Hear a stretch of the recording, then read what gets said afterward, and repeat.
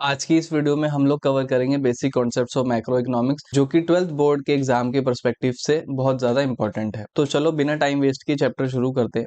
सबसे पहला कॉन्सेप्ट है डोमेस्टिक टेरिटरी।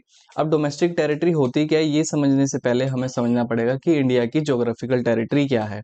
आप लोगों ने इंडिया का मैप बचपन से देखा है। नीचे बे ऑफ बंगाल में अंडमान एंड निकोबार आइलैंड है, इधर अरेबियन सी में हमारा लक्षद्वीप है और बीच में हमारा प्यारा भारत है।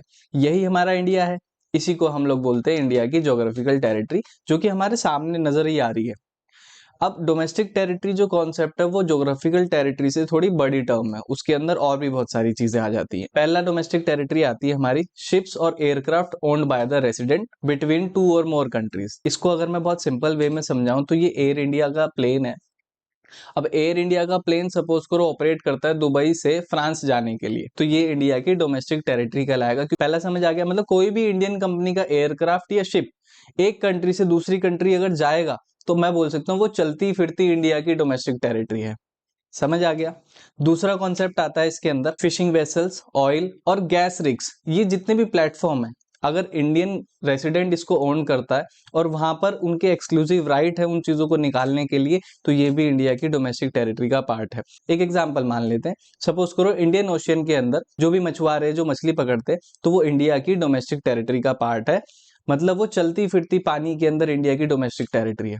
तो सेकंड कॉन्सेप्ट भी क्लियर हो गया। अब तक हमने फ्लोटिंग और फ्लाइंग डोमेस्टिक टेरिटरी की बात करी थी। अब बात करते हैं land domestic boundary. Domestic territory का तीसरा पार्ट है एम्बेसी, कॉन्सुलेट और military establishment of a country located abroad. Embassy तो आप लोगों ने बहुत सुना ही है, काफी मूवीज में भी एम्बेसी की बात होती है।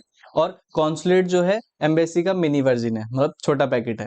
और उसके बाद आता है मिलिट्री एस्टेब्लिशमेंट। तो चलो सीखते हैं ये भी। तो बेसिकली अगर मैं बोलूं, इंडिया की एम्बेसी अगर अमेरिका में सेटअप है, तो वो जिस जगह पर सेटअप है वो डोमेस्टिक टेरिटरी ऑफ इंडिया कहलाई जाएगी, मतलब वो इंडियन टेरिटरी है। उसके अंदर अगर कोई भी एक्टिविटी होगी तो वो इंडिया की डोमेस्टिक टेरिटरी का पार्ट होगा। और सपोज करो रशिया की एम्बेसी इंडिया के अंदर है, तो जिस जगह पर रशियन एम्बेसी है वो डोमेस्टिक टेरिटरी ऑफ रशिया है, ना कि इंडिया है। तो इस बात को समझ गए आप लोग। तो ऐसे ही जब इंडियन एम्बेसी दूसरे देशों में होगी, तो जहां जहां पर इंडिया की एम्बेसी है वो डोमेस्टिक टेरिटरी है इंडिया की, ना कि उन देशों की जिसमें वो सेटअप है।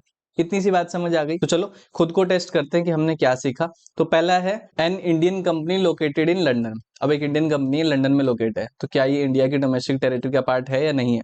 तो मैंने तीन चीजें बताई आपको। एक होता है फ्लोटिंग डोमेस्टिक टेरिटरी, जिसके अंदर फिशिंग वेसल्स और रिग्स आ जाते हैं। एक है फ्लाइंग, जो एयर इंडिया का जहाज एक देश से दूसरे देश जा रहा था। और तीसरा है मिलिट्री एस्टेब्लिशमेंट या एम्बेसी। अब इन तीनों में से किसी का ये पार्ट है तो नहीं है ना, तो ये इंडिया की डोमेस्टिक टेरिटरी का भी पार्ट नहीं है। दूसरा है माइक्रोसॉफ्ट का ऑफिस इंडिया के अंदर। गुड़गांव में बहुत सारे ऑफिस है माइक्रोसॉफ्ट के, तो ये इंडिया की डोमेस्टिक टेरिटरी का पार्ट है या नहीं है। तो एक्चुअली में ये इंडिया की डोमेस्टिक टेरिटरी का पार्ट है, क्योंकि ये माइक्रोसॉफ्ट का ऑफिस लोकेट है इंडिया के अंदर। अब ये एम्बेसी तो नहीं है, तो एम्बेसी होता तो ये यूएसए की डोमेस्टिक का पार्ट होता। तो ये नॉर्मल ऑफिस है जो कि इंडिया के अंदर लोकेटेड है, इसलिए ये इंडिया की डोमेस्टिक टेरिटरी का पार्ट है। तीसरा है Indian embassy in Japan. India की एम्बेसी जापान के अंदर लोकेटेड है। तो मैंने आपको अभी थोड़ी देर पहले ही बताया, जितने भी देशों में इंडिया की एम्बेसी है वो सब इंडिया की डोमेस्टिक टेरिटरी का पार्ट है, तो ये भी इंडिया की डोमेस्टिक टेरिटरी का पार्ट होगी। ठीक है, अब आगे चलते हैं हम लोग। अब सीखते हैं नॉर्मल रेसिडेंट क्या होता है। देखो भाई, नॉर्मल रेसिडेंट की डेफिनेशन तो वैसे बहुत बड़ी बड़ी है, पर इसको हम डेफिनेशन से ना याद करके बहुत ही सिंपल वे में समझते हैं। इंडिया का रेसिडेंट बनने के लिए किसी को भी दो चीज की जरूरत है। पहला है वो इंडिया के अंदर लगभग 6 महीने से ज्यादा रहना चाहिए, और दूसरी जो कंडीशन है वो ये उसका जो इकोनॉमिक इंटरेस्ट है वो भी इंडिया में ही लाई करना चाहिए। अब ये इकोनॉमिक इंटरेस्ट को अगर मैं फर्दर और क्लासिफाई करूं, यहीं पर उसको अर्निंग करनी चाहिए, थोड़ा बहुत स्पेंड यहाँ पर कर दे और थोड़ा बहुत वेल्थ यहाँ से एक्यूमुलेट कर ले, तो उस पर्सन को हम लोग बोलेंगे नॉर्मल रेसिडेंट ऑफ इंडिया। इतनी सी बात समझ आ गई। अब सपोज करो एग्जांपल लेते हैं, ये एक व्यक्ति है, इंडिया के अंदर इनको रहते हुए 8 महीने से ज्यादा हो गए, और ये यहीं पर कहीं जॉब करते हैं, यहीं पर पैसा भी खर्च करते हैं, और यहीं पे थोड़ी बहुत पैसे भी इन्होंने एक्यूमुलेट कर लिए, तो इसको हम बोलेंगे नॉर्मल रेसिडेंट ऑफ इंडिया। समझ आ गया। ये कुछ एग्जेम्पशन है जो कि नॉर्मल रेसिडेंट ऑफ इंडिया नहीं हो सकते, चाहे ये कितने भी दिन यहाँ पर रह ले। पहला है फॉरेन टूरिस्ट और विजिटर्स। अब ये विजिटर्स या टूरिस्ट तो यहाँ पर घूमने के लिए आते हैं ना, रहने के लिए थोड़ी आते हैं, इसलिए ये भी हमारे नॉर्मल रेजिडेंट नहीं होते। दूसरा है जो भी एम्प्लॉयज एम्बेसी में काम करते हैं। सपोज करो इंडिया के अंदर यूएसए की जो एम्बेसी है उसमें स्टाफ काम कर रहा है यूएसए का, तो वो कितने भी दिन यहाँ पर रहे उसको हम नॉर्मल रेजिडेंट ट्रीट नहीं करेंगे। ऐसे ही जापान की जो एम्बेसी में जैपनीज पीपल काम कर रहे हैं वो भी इंडिया के नॉर्मल रेजिडेंट नहीं है। तीसरा है जो इंटरनेशनल ऑर्गेनाइजेशन जैसे WHO है, WTO है, अब इसके जो स्टाफ मेंबर्स हैं वो भी एक देश से दूसरे देश जाते रहते हैं, तो उनको भी हम लोग नॉर्मल रेजिडेंट ट्रीट नहीं करते, क्योंकि वो अपनी ड्यूटी फुलफिल करने जा रहे हैं, इसलिए वो कितने भी दिन रहे किसी भी कंट्री में उनको हम नॉर्मल रेजिडेंट ट्रीट नहीं करेंगे। चौथा है बॉर्डर वर्कर। बॉर्डर वर्कर का मतलब क्या है? बॉर्डर वर्कर ऐसे वर्कर्स को बोला जाता है जो कि एक कंट्री से दूसरी कंट्री जाते रहते हैं, जो कि बॉर्डर एरिया पे रहते हैं, और एक क्योंकि वो डेली बेसिस पे बॉर्डर क्रॉस करते हैं और दोबारा फिर से इंडिया के अंदर लौट के आते हैं, तो ऐसे वर्कर को हम लोग normal resident of India treat करेंगे, ना कि उनको बोलेंगे नॉर्मल रेजिडेंट ऑफ पाकिस्तान। जहां वो रहते हैं वहां के वो नॉर्मल रेजिडेंट कहलाएंगे, जहां वो काम करते हैं वहां के नॉर्मल रेजिडेंट नहीं कहलाएंगे। अब नॉर्मल रेजिडेंट तो आप लोगों को समझ आ गया, इसको हम लोग रेसिडेंटशिप भी बोलते हैं। इसी के साथ एक कॉन्सेप्ट है सिटीजनशिप का। आप लोग इंडिया के सिटीजन है, कैसे?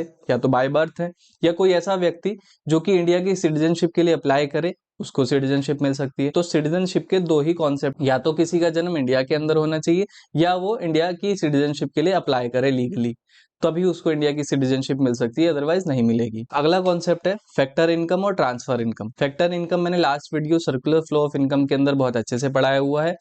ट्रांसफर इनकम को समझते हैं हम लोग। ट्रांसफर इनकम ऐसी इनकम है जो कि एक तरफा दी जाती है, मतलब उसके एक्सपेक्टेशन में, उसके रिटर्न में हमें कुछ मिलता नहीं है। सपोज करो मैंने किसी को अगर गिफ्ट दिया है तो उसके रिटर्न में मैं कोई गिफ्ट एक्सपेक्ट नहीं कर सकता। अगर मैंने कोई डोनेशन दी है तो उसके रिटर्न में मैं कोई चीज एक्सपेक्ट नहीं कर सकता। तो ट्रांसफर इनकम सिर्फ यूनिलेटरली होती है, एक तरफा होती है, उसके इन रिटर्न में आपको कुछ नहीं मिलता। और फैक्टर इनकम में लैंड, लेबर, कैपिटल, एंटरप्रेन्योर, ये चारों चीजें लगाने के बाद हमें इन रिटर्न में मिलता है रेंट, वेजेस, प्रॉफिट और इंटरेस्ट। मतलब यहाँ पर बायलेटरल होता है, कुछ चीज आप लगाओगे तभी आपको कुछ उसका फायदा मिलेगा, जैसे कि बिजनेस में पैसा लगाने से आपको प्रॉफिट मिलता है, तो यहाँ पर ये बायलेटरली चलता है, कुछ लगाने के बाद ही कुछ मिलेगा। अगला कॉन्सेप्ट है फाइनल गुड्स और इंटरमीडिएट गुड्स। चलो इसका एक एग्जाम्पल लेते हैं। आपने टोमेटो केचप तो खाया ही होगा, इसके अंदर मेन इंग्रेडिएंट क्या होता है? टोमेटो होता है ना, मेन इंग्रेडिएंट है जिससे ये सामान बना है, उसको हम बोलते हैं इंटरमीडिएट गुड्स, जिससे मिलकर ये सामान बना है। और फाइनल गुड्स क्या हुआ? केचप। इजी है, समझ आ गया। ऐसे ही आप लोग चाय तो पीते ही होंगे भाई, अब चाय में इंटरमीडिएट गुड्स क्या होगा? Sugar, milk, tea leaves etcetera. अब ये सारे इसके इंटरमीडिएट गुड्स है, मतलब इससे मिला करके हमने फाइनल गुड क्या बनाया? चाय। तो ये कॉन्सेप्ट फाइनल और इंटरमीडिएट गुड्स का भी हमारा क्लियर हो गया। अब इसके कुछ क्वेश्चंस हैं जो कि आमतौर पर पेपर में आते हैं। अगर कोई पब्लिशर पेपर परचेज करता है तो क्या ये इंटरमीडिएट गुड्स है या फाइनल गुड्स है? पेपर पब्लिशर खरीद रहा है, पब्लिशर का काम है बुक्स पब्लिश करना। अब वो बुक बनती किससे? पेपर से, तो वो पेपर क्या है? इंटरमीडिएट गुड्स है पब्लिशर के लिए। पर आप एक स्टूडेंट है, आप कॉपी लेकर आए या आप पेजेस लेकर आए जिसपे आप काम करेंगे, लिखेंगे, तो वो आपके लिए फाइनल गुड है, क्योंकि आप उससे कोई सामान नहीं बनाने वाले हो, उसको आप डायरेक्टली यूज करने वाले हो। इतना समझ आ गया। अगला कॉन्सेप्ट है कंज्यूमर गुड्स और कैपिटल गुड्स। कंज्यूमर गुड्स वो माल होते हैं जो कि हम डायरेक्टली कंज्यूम कर लेते हैं, जैसे कि मैं कहीं आइसक्रीम लेने गया, आइसक्रीम खरीदी और मैंने आइसक्रीम खा ली, तो वो मेरे लिए कंजम्पशन गुड है। अब कंजम्पशन गुड्स के भी काफी सारे पार्ट हैं। पहला है ड्यूरेबल गुड। ड्यूरेबल गुड्स के अंदर आ जाता है हमारे घर में जो फ्रिज है, टीवी है, ऐसी चीजें जो लंबे समय तक चलती हैं। सेमी ड्यूरेबल गुड्स के अंदर ऐसी चीजें आ जाती है जो कि 1 साल तक ही चलती है लगभग, मतलब स्लीपर्स हो गए, शूज हो गए, क्लोथ्स हो गए, जो कि ज्यादा लंबे समय तक नहीं चल पाते हैं। तीसरा है नॉन ड्यूरेबल गुड्स या पेरिशेबल गुड्स। ये एक दिन या एक हफ्ते के अंदर ही खराब हो जाते हैं, जैसे कि सब्जियां वगैरह हो गई, तो ये सारी आती है कंजम्पशन गुड्स के अंदर। फिर है कैपिटल गुड्स। अब कैपिटल गुड्स हम लोग इसलिए खरीदते ताकि हम उसकी मदद से और आगे प्रोडक्शन कर सके और आगे माल बना सके। अब मैंने एक एग्जांपल लिया था जहां पर मैं आइसक्रीम लेने गया था। अब मेरी आइसक्रीम की फैक्ट्री है और मैं मशीन लेने गया हूँ आइसक्रीम बनाने के लिए, तो मशीन, प्लांट, ये सारी चीजें होती हैं कैपिटल गुड्स, जिससे हम फर्दर प्रोडक्शन कर सकते हैं और माल बना सकते हैं, तो वो कौन से होते हैं? Capital goods. इतना समझ आ गया। अब हमारे सेकंड चैप्टर के काफी सारे टॉपिक्स कवर हो गए, कुछ जो बचे हुए टॉपिक्स है वो हम थर्ड चैप्टर के साथ देखेंगे, क्योंकि थर्ड चैप्टर से उन पॉइंट्स का ज्यादा रिलेशन है, तो थर्ड चैप्टर में वो हम बहुत अच्छे से समझेंगे। तो आज की इस वीडियो में आप लोगों को कुछ सीखने को मिला तो वीडियो को लाइक करना, चैनल को सब्सक्राइब करना। ये आप लोगों के लिए फ्री है, पर इससे मुझे बहुत मोटिवेशन मिलती है। तो चलो मिलते हैं अगली वीडियो में। Bye bye, take care. और हाँ, 75th रिपब्लिक डे की आप सभी को बहुत बहुत शुभकामनाएं।